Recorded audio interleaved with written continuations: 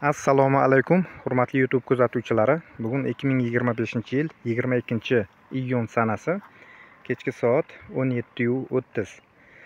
Xo'p, hozir biz Oltinsoy, Surxondaryo viloyatining Oltinsoy tumanida Dog'oba degan mahallasiga keldik.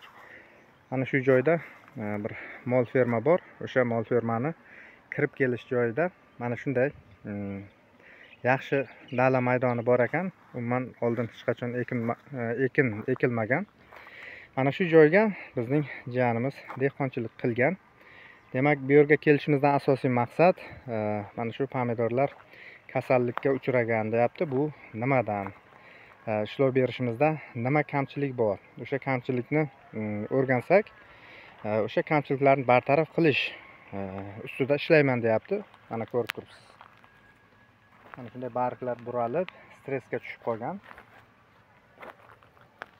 Xo'p.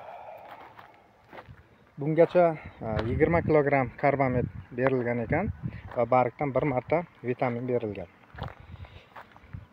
Mana suv ko'llaydigan joyiga keldik. Mana oxirida sal suv to'planib qolar ekan.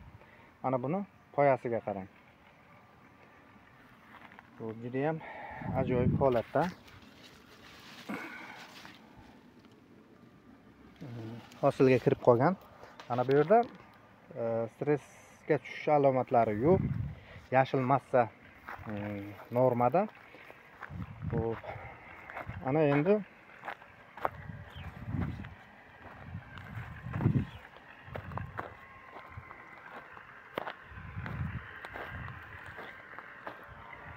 mana shu tomonida qandaydir mana qovjirash bor. Barglar buralish. Endi buni namligini ko'ramiz. Kecha suv qo'yganmiz deyapti. Mana qotib qolgan. Bir kun oldin suv qo'yilgan. Namlik yo'q joyda mana shunday stressga uchrash. Demak, bu chanqab ketish natijasida mana shunday holat sodir bo'lgan deyapmiz. Mana bu yoqlari ham. Mana bu tomonlari ham qarang. Bo'yi bir qarich bo'lib qolgan ayrimlarining.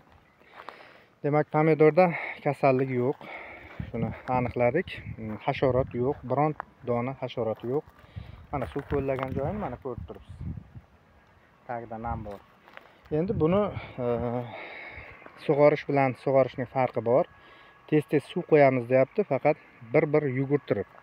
Endi bunday yosh pomidorga o'sha gullashga kirgandan keyin ularni suv qo'ygan paytda tez-tez kam vaqtda emas, balki endi buni o'sha stressdan chiqarish maqsadida suv qo'yganda taxminan kechqurundan ochib qo'yib, shu ertalab soat 8 largacha 1-2 marotaba sug'orib olsak, endi sug'orilgan paytda mana shu pomidorning orqa tomonlari bilan bir zaxlatib, tuproqqa bir yaxshi namlikni yetkazib borishimiz kerak. Demak, tuproq namlikdan to'ygandan keyin mana shu stressga tushgan pomidorlar ochilib ishlashni boshlaydi. Demak, pomidorning sorti 2074 deb nomlanar ekan. Bu bizning mahallamizda TMK deb ataladi. Juda ham bozorda eng oldi pomidorlardan hisoblanadi.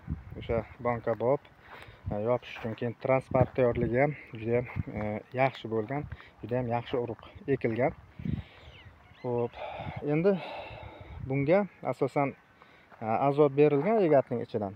Endi egatning ichida ishlov berishning iloji yo'q.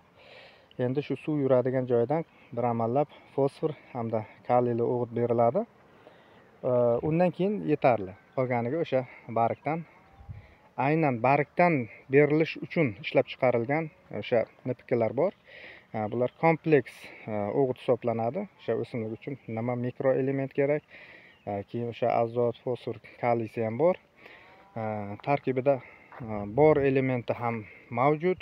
Demak, boshdan to oxirigacha o'sha bargdan oziqlantirish kerak bo'ladi.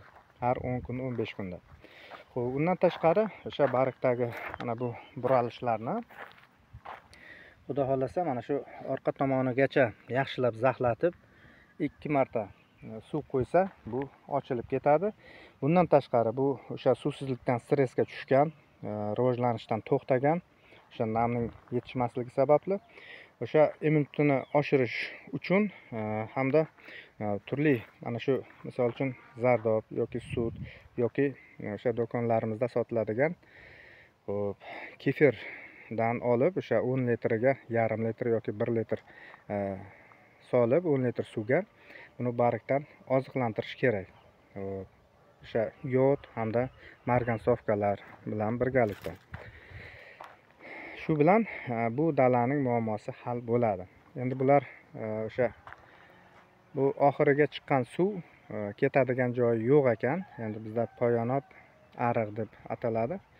Ana shu ariqni ortiqcha o'sha oxiridan chiqqan suvni ko'cha tomonga yo'naltirib yuborsa, demak muammosi hal bo'ladi. Xo'p, hurmatli do'stlar, bu yerda o'sha biz hozir sevorotka yoki sut haqida gapirdik. Demak, bularning tarkibidan xo'p, B vitaminiga mansub barcha vitaminlar B1, 2, 3, 4, B5, B6, B12. Xo'p, bundan tashqari foydali bakteriyalar mavjud ularning tarkibida. Keyin o'sha kasalliklarning oldini olishda profilaktika sifatida demak sepiladi asosan.